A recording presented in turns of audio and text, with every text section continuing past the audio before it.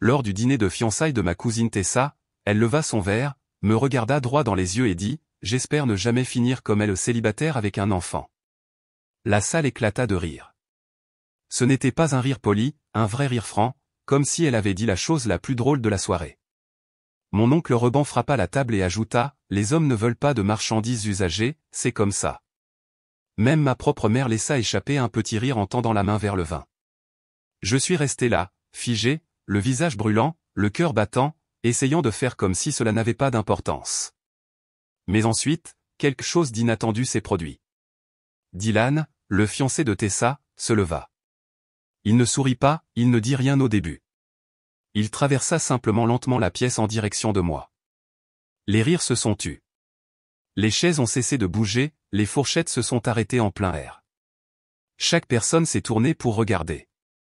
Et puis Dylan a dit, « Je pense qu'il devrait savoir quelque chose. » La salle est devenue silencieuse.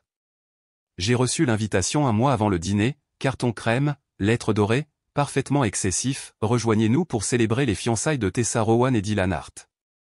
Je l'ai regardé longtemps avant de le poser à côté d'une pile de factures impayées. Tessa et moi ne nous étions pas parlé depuis plus de 6 mois ou pas depuis qu'elle avait fait une blague lors d'une fête de naissance à propos du fait que je collectionnais les couches et les mauvaises décisions. J'avais ri à ce moment-là pour maintenir la paix, mais cela m'est resté sur l'estomac comme une pierre. Je ne savais pas si je pouvais passer une soirée entière entourée de gens qui me regardaient toujours comme si j'étais un exemple négatif pour les adolescentes, même si j'avais 32 ans, élevais mon fils seul, travaillais 2 emplois et maintenais notre petit appartement à flot grâce à des petits boulots de nuit et à la prière. J'ai failli ne pas y aller, mais ma mère m'a appelé 3 fois la veille. La famille de Tessa, Saria, a-t-elle dit, souris juste, mange un peu, montre ton visage. C'est une seule soirée. Elle ne l'a pas dit à haute voix, mais je savais ce qu'elle voulait dire, ne crée pas de scène. Ne mets personne mal à l'aise. Intègre-toi. J'ai donc trouvé la plus jolie robe que j'avais, qui datait de 2 ans et se fermait tout juste. J'ai emprunté des chaussures à ma voisine. J'ai laissé Milo choisir le collier que je portais, il a choisi un petit cœur en argent qu'il disait ressembler au sien. À notre arrivée, je pouvais déjà sentir la tension cachée derrière les arrangements floraux et les faux câlins. Le restaurant était haut de gamme, salle privée, éclairage tamisé et musique douce. Des vins coûteux étaient alignés comme des trophées. Tout le monde portait l'élégance comme une armure. Tessa flottait dans la salle dans une robe en soie ajustée et trop de parfum. Elle m'a embrassé sur la joue comme si j'étais sa tante éloignée. « Je suis si contente que tu sois venue, a-t-elle dit, avec un sourire qui n'atteignait pas ses yeux. As-tu amené une personne supplémentaire, ou juste Milo ? Juste Milo, ai-je dit. Oh, a-t-elle dit, et s'est tournée pour saluer quelqu'un d'autre. Milo a été envoyé à la table des enfants avec un livre de coloriage et des tendeurs de poulet. J'étais assise près du bout de la longue table drapée de blanc, entre ma mère et ma tante Valérie, qui a passé les 10 premières minutes à me montrer des photos des costumes d'Halloween de son chien. J'ai scanné la table. Mon oncle Reban, le père de Tessa, avait déjà 3 verres dans le nez. Ma mère avait l'air d'essayer de rester invisible depuis notre arrivée. De l'autre côté de la pièce, Dylan se tenait tranquillement près du bar, en train de parler avec son jeune frère. J'ai remarqué comment il vérifiait son téléphone, comment son sourire semblait forcé. Il était clair pour qui la pièce était destinée. Tessa brillait sous les attentions, travaillant la foule avec un charme maîtrisé. Elle a toujours su faire rire les gens. Lorsque les amuse-gueules sont arrivés, ma mère s'est penchée et a chuchoté, « Garde juste la tête basse. Tu es jolie. » Jolie. Pas belle, pas forte, juste jolie, comme si c'était le plus grand compliment qu'elle pouvait me faire. J'ai hoché la tête. J'ai essayé de savourer la nourriture. J'ai essayé de respirer à travers les silences gênants et les regards occasionnels pointus de parents qui pensaient toujours que mon fils était une tache sur l'arbre généalogique de la famille. J'ai fait de petites conversations, j'ai ri quand on s'y attendait, et j'ai passé le beurre. Mais à l'intérieur, je retenais ma respiration. Je ne m'attendais pas à la gentillesse, pas vraiment, mais je ne m'attendais pas non plus à ce qui allait suivre. Lorsque le plat principal a été débarrassé et que les verres ont été remplis, Tessa s'est levée. Elle a levé son champagne et a tapé sa fourchette contre le verre. Elle a attendu que tout le monde se taise. Je pensais que ce serait un toast typique, amour, gratitude, quelques blagues maladroites sur l'organisation du mariage. Je n'étais pas prête pour ce qu'elle a réellement dit. Je n'étais pas prête pour la façon dont la salle allait rire, et je n'étais certainement pas prête pour ce que Dylan allait faire ensuite. Tessa a tapé son verre avec une fourchette en argent et a souri comme si elle était sur scène. Elle a attendu que la salle se taise, tous les yeux rivés sur elle, absorbant l'attention comme si cela la nourrissait. Dylan était assis à côté d'elle, silencieux, les mains croisées. J'ai vu ses yeux se tourner brièvement vers moi, puis revenir vers la table. Il avait l'air fatigué. Tessa leva son verre. Merci à tous d'être là ce soir. Je n'arrive pas à croire que je vais pouvoir épouser quelqu'un comme Dylan. Il est patient, intelligent et, surtout, il me supporte. Des rires ont parcouru la salle. Sa voix était douce, polie, confiante. Pour de vrai, cependant, a-t-elle poursuivi, j'espère juste que notre mariage durera. Je détesterais finir comme certaines personnes. Elle a tourné la tête vers moi, légèrement, juste assez. Il y a eu une pause. Je veux dire, célibataire à 30 ans avec un enfant. Elle a ri. La salle a explosé au pas quelques rires gênés, de vrais rires. Ma tante s'est même essuyé les yeux. Reban a frappé la table, haletant de sa propre blague avant même de la dire. Les hommes ne veulent pas de marchandises usagées, a-t-il dit. C'est comme ça. On ne peut pas échanger une voiture cabossée et s'attendre à obtenir le prix plein. Mon estomac s'est écroulé. J'ai regardé ma mère, elle a fait un faible sourire et a tendu la main vers son vin. Je voulais disparaître. J'ai regardé mon assiette vide, les mains sur mes genoux, serrant ma serviette si fort qu'elle s'est froissée en un nœud. Je pouvais sentir tous les regards se tourner vers moi au pas assez longtemps pour compter comme une confrontation, juste assez longtemps pour confirmer le mot de la fin. J'étais le mot de la fin. J'ai pensé à Milo, à quelques mètres de là, dessinant joyeusement un vaisseau spatial sur une serviette. Il ne l'a pas entendu, il ne savait pas qu'il parlait de sa mère comme si elle était une robe d'occasion dans un bac à rabais. Tante Valérie s'est penchée vers moi et a chuchoté, « Oh, chérie !» Elle ne le pensait pas, Tessa aime juste l'attention. Ce n'était pas seulement de l'attention, c'était du venin dans une flûte à champagne, servi avec le dessert. Je me suis redressé, refusant de les laisser me voir fléchir. Mes joues brûlaient, mon cœur battait si fort que j'entendais à peine la musique de fond. J'ai regardé à nouveau Dylan. Il regardait ses mains, sa mâchoire était serrée. Il ne riait pas, Tessa a continué comme si de rien n'était. Elle a fait quelques autres blagues, cette fois sur la façon dont elle a fait jeter sa console de jeu à Dylan et sur le fait qu'il ne survivrait jamais au mariage sans elle. Les rires étaient plus doux maintenant, quelques personnes avaient l'air mal à l'aise. Ma mère jouait avec son bracelet. Personne n'a rien dit, c'était la pire partie. Personne n'a rien dit. Ils ont ri parce que c'était facile, parce qu'il est plus facile de rire de la femme qui ne l'a pas fait correctement, celle qui a eu un bébé sans mari, celle qui est venue seule, celle qui n'a pas assez souri ou qui n'a pas joué le jeu. J'ai pensé à me lever. J'ai pensé à prendre Milo, à dire quelque chose de tranchant et à sortir. J'avais les mots sur le bout de la langue, quelque chose comme, au moins, j'ai élevé un être humain pendant que vous étiez encore en train de télécharger des photos en bikini pour obtenir de la validation. Mais je n'ai rien dit. Je l'ai avalé. Je me suis assise là et j'ai laissé la chaleur monter dans ma poitrine et dans mes oreilles. J'ai respiré profondément et je me suis rappelé que j'étais là pour une nuit, que je rentrerais à la maison, que je coucherais Milo et que je ne penserais plus à aucune de ces personnes. Puis Dylan s'est levé. Il n'a rien dit au début, il a simplement repoussé sa chaise et a fait le tour de la table. Tout le monde s'est arrêté. Tessa a cligné des yeux. Reban a tendu la main vers son verre. Ma mère fixait ses genoux. Dylan a marché jusqu'à l'endroit où j'étais assise. Le son dans la pièce s'est aplati, comme si tout l'oxygène avait été aspiré. Il m'a regardé, puis a regardé la table pleine de gens en la famille dans laquelle il allait se marier puis il a parlé. Je pense qu'il devrait savoir quelque chose, a-t-il dit. Personne n'a bougé, personne n'a ri. À ce moment-là, tout a changé.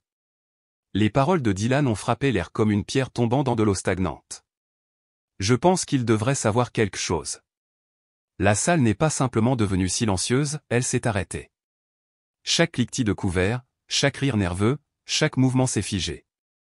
Ma cousine Tessa a cligné des yeux, confuse, ne sachant pas si cela faisait partie d'un toast surprise qu'elle n'avait pas approuvé. Mon oncle Reban a baissé son verre. Ma mère s'est légèrement tournée sur son siège, me regardant enfin au lieu de me regarder au-delà. Je ne pouvais plus respirer. Dylan était maintenant juste à côté de moi au pas derrière moi, pas à mi-chemin de la table, juste à côté de moi, assez près pour que je puisse voir sa mâchoire serrée.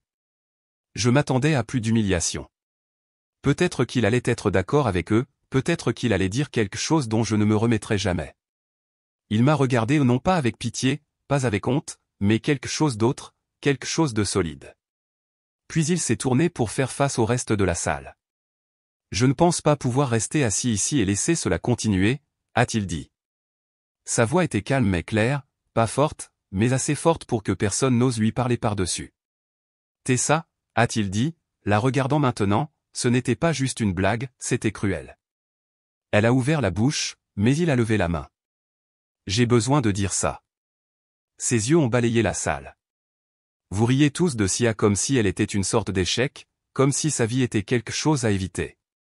Mais ce que vous ne savez pas, ce que vous refusez de voir, c'est quelle est la personne la plus forte de cette pièce.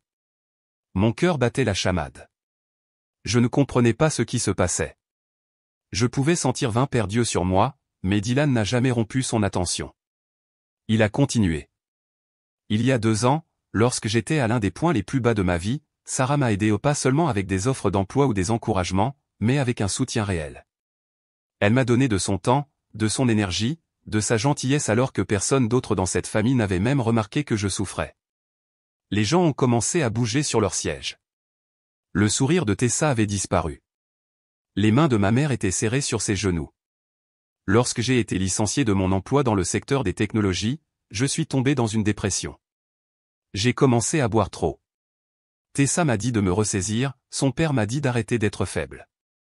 Mais Saria a pris de mes nouvelles chaque semaine. Elle m'a aidé à nettoyer mon CV, elle m'a mis en contact avec quelqu'un avec qui elle avait travaillé, elle a même gardé ma nièce lorsque ma sœur a subi une opération, juste pour que je puisse aller à des entretiens d'embauche. Elle n'a jamais rien demandé, elle ne s'attendait pas à être remerciée, elle s'est juste présentée. Il s'est tourné vers moi à nouveau. Tu ne me connaissais pas bien, mais tu as vu que je me noyais, et tu m'as sorti de là. J'ai senti ma gorge se refermer au non pas de honte cette fois, mais d'incrédulité. Dylan s'est retourné vers la table. Alors, lorsque vous riez d'elle, lorsque vous la réduisez à un stéréotype, lorsque vous faites comme si elle était brisée ou usagée ou n'importe quoi de dégoûtant que Reban vient de dire, vous n'insultez pas une figure abstraite, vous insultez la personne qui m'a aidé à me remettre sur pied. Vous insultez le genre de femme que j'aimerais que plus de gens soient. Tessa s'est levée maintenant. Qu'est-ce que tu fais? Je suis honnête, a dit Dylan. J'ai assisté à beaucoup de faux sourires et de compliments superficiels ce soir, mais je ne vais pas rester assis ici et vous regarder démolir une bonne personne juste pour vous donner meilleure allure. Le visage de Tessa était dur. Essaies-tu de m'embarrasser? Non, a dit Dylan, tu l'as fait toute seule. Quelques personnes ont regardé leurs assiettes. Le visage de mon oncle était rouge d'émotion. Ma mère avait l'air de vouloir disparaître. Personne n'a bougé, personne n'a dit un mot. Dylan m'a regardé à nouveau. Tu ne méritais pas ça, rien de tout ça. Je voulais dire quelque chose, merci, ou peut-être que je vais bien, mais je n'ai pas pu. J'ai juste hoché la tête, c'est tout ce que j'ai pu faire dans une pièce pleine de gens qui prétendaient m'aimer. Dylan a été le premier à réellement me défendre, pas à huis clos, pas plus tard par SMS, là, sur le moment, quand c'était important. L'air avait changé, l'histoire avait changé, et pour la première fois depuis longtemps, je ne me suis pas rétréci sur ma chaise. Personne n'a bougé, la pièce est restée suspendue dans ce silence épais et insupportable après que Dylan eut fini de parler. Je pouvais entendre le bourdonnement des lumières au plafond au loin, un serveur a fait tomber un plateau. Personne n'a ri, personne n'a osé. Tessa était toujours debout, fixant Dylan comme s'il lui avait donné une gifle devant toute la famille. Ses joues étaient rouges, mais pas de gêne, c'était de la rage, pure et tranchante. Elle a regardé autour de la table, cherchant quelqu'un pour la sauver, pour la soutenir, pour détourner les projecteurs, mais personne n'a parlé. Oncle Reban s'est remué sur son siège, puis a finalement murmuré, il est juste émotif, ne le prenez pas si au sérieux. Dylan n'a même pas tourné la tête, il a gardé son attention sur la salle. Vous voulez parler d'émotion? Très bien. Parlons de ce qu'il faut réellement pour élever un enfant seul, pour garder 2 emplois, pour se présenter pour quelqu'un quand ce n'est pas pratique. Ce n'est pas de l'émotion, c'est de la force. Tessa a croisé les bras. Essaies-tu de dire que tu as des sentiments pour elle? Dylan l'a regardé comme s'il ne reconnaissait pas la personne devant lui. J'essaie de dire que je l'admire, je la respecte. Et peut-être que si tu passais moins de temps à jouer la perfection et plus de temps à écouter, tu comprendrais pourquoi c'est important. Les mots ont atterri plus fort que tout ce qu'il avait dit auparavant, car il ne s'agissait plus seulement de moi, il s'agissait de vérité, il s'agissait de quelqu'un qui se levait dans une salle pleine de gens qui avaient construit leur estime de soi sur la hiérarchie et la cruauté polie et qui finissaient par le dénoncer pour ce qu'il était. Ma mère a ouvert la bouche, puis l'a refermée. Elle m'a regardé avec quelque chose comme de la culpabilité, comme une reconnaissance qu'elle m'avait peut-être aussi déçu. Pendant des années, elle m'avait dit de me taire, de pardonner, de sourire malgré tout. Peut-être qu'elle voyait, pour la première fois, à quel point ce silence m'avait coûté cher. Je ne m'attendais pas à des excuses ni de Tessa, ni de Reban, ni même de ma mère. Je n'attendais pas la rédemption, mais je pouvais sentir le changement, quelque chose s'est fissuré. Puis Dylan s'est complètement tourné vers moi. Il ne m'a pas touché, il n'a pas tendu la main, il s'est simplement tenu là avec ce genre de présence silencieuse qui ressemblait à une protection sans possession. « Tu mérites mieux que ça », a-t-il dit. J'ai croisé son regard, je n'ai pas regardé ailleurs. Pas cette fois. Je me suis levé lentement, mes mains étaient maintenant stables. J'ai regardé le long de la table et j'ai vu une salle pleine de gens qui avaient passé des années à me définir par la seule chose qu'ils désapprouvaient, comme si un chapitre de ma vie avait effacé toutes les autres pages. J'ai vu Tessa, furieuse mais silencieuse. J'ai vu ma mère, enfin sans voix. J'ai vu Reban essayer de minimiser les choses avec une autre gorgée de vin. Et je n'ai ressenti aucune peur. Je me suis tourné vers Milo, toujours en train de dessiner joyeusement des vaisseaux spatiaux à la table des enfants, épargnés par la tempête. Il a levé les yeux et m'a souri. Je lui ai souri en retour. Je pense qu'on va sortir, ai-je dit à personne en particulier. Je ne demandais pas la permission. Je suis allé vers Milo, l'ai aidé à ramasser ses crayons et j'ai pris le dessin qu'il avait fait, une petite fusée qui volait vers un soleil avec de grands rayons inégaux. Il me l'a tendu comme si c'était de l'or. « Tu t'es amusé, bébé ?» lui ai-je demandé. Il a hoché la tête. « On rentre à la maison ?» Oui, ai-je dit, on y va. Dylan a fait un pas en arrière, me laissant passer, mais il m'a fait un léger signe de tête en passant. Ce n'était pas un au revoir, c'était un message, tu as été vu. Tu comptais. Tu n'avais pas tort de te tenir debout. En atteignant la porte, j'ai regardé en arrière une fois. Personne ne riait plus. Tessa était assise raide sur sa chaise, les lèvres serrées. Reban faisait défiler son téléphone comme si de rien n'était. Ma mère fixait son verre, ses doigts tremblant légèrement. Je n'avais pas besoin d'excuses, je n'avais pas besoin d'approbation. J'avais dit la vérité en existant simplement, en ne me rétrécissant pas, en ne partant pas dans la honte, et Dylan avait soutenu cette vérité devant tout le monde. C'était suffisant. J'ai ouvert la porte, et Milo a glissé sa main dans la mienne. Nous sommes partis ensemble, fermes, inébranlables. L'air de la nuit était différent au moment où nous sommes sortis au pas plus froid, juste plus propre, plus léger, comme si le poids que je portais depuis des années s'était enfin envolé non pas parce que quelqu'un me l'avait enlevé, mais parce que j'avais cessé de prétendre que c'était à moi de le porter. Milo a fait un petit saut sur le trottoir, fredonnant en agitant son dessin dans l'air comme un drapeau. Je l'ai regardé et j'ai pensé à ce qu'il avait fallu pour élever un garçon qui était toujours joyeux, toujours plein de lumière, même lorsque sa mère avait marché dans le feu pour maintenir cette lumière vivante. J'avais l'habitude de voir ma vie à travers le prisme de ce que j'avais perdu, la relation qui n'a pas duré, la famille qui n'a jamais compris, la sécurité que j'ai abandonnée lorsque j'ai choisi d'avoir un enfant seul. Pendant des années, j'ai laissé leur voix me dire ce que je valais. J'ai absorbé leur déception, j'ai porté leur jugement comme si c'était à moi de le réparer. Mais en sortant de cette pièce, main dans la main avec mon fils, j'ai senti quelque chose changer en moi, pas de la colère, pas de la fierté, juste de la clarté. Ils ne riaient plus parce que quelqu'un avait enfin dit la vérité, pas l'histoire qu'ils avaient construite autour de moi, mais l'histoire que j'avais réellement vécue. Je n'avais pas besoin d'un homme pour me valider, je n'avais pas besoin de l'approbation de ma famille pour que ma vie soit réelle. J'avais besoin d'honnêteté, j'avais besoin que quelqu'un dise à haute voix que j'étais plus que la pire version de leur supposition. Dylan ne m'a pas réparé, il ne m'a pas sauvé. Ce qu'il a fait était plus puissant, il m'a vu, et en faisant cela, il n'a laissé aucun choix au reste de la pièce que de me voir aussi. Ce moment ne consistait pas seulement à me défendre, il consistait à briser un cycle, celui qui dit aux femmes qu'elles ne sont précieuses que si elles sont accompagnées du bon emballage, celui qui qualifie les mères d'égoïstes pour être seules, celui qui qualifie la force d'échec si elle ne s'accompagne pas d'une bague. Ma mère m'a envoyé un SMS plus tard dans la nuit, une seule phrase, « Je suis désolé ». Cela n'a rien annulé, mais c'était quelque chose ou une fissure dans le mur, peut-être même un début. Tessa n'a pas essayé de me contacter, je ne m'y attendais pas. Je n'ai pas besoin de ses excuses, je ne mesure plus ma valeur à ce qu'elle pense de moi. Ce dont j'avais besoin était exactement ce à quoi je m'étais autorisé, quitter un endroit où j'étais rabaissé et sortir entière. J'ai couché Milo au lit en rentrant à la maison. Il était fatigué mais heureux. Il n'a pas posé de questions sur le dîner, il n'a pas demandé pourquoi j'avais l'air différent, il s'est juste blotti dans ses couvertures et m'a dit qu'il m'aimait avant de fermer les yeux. Je me suis assise dans le salon, toujours dans ma robe, et j'ai laissé le calme s'installer.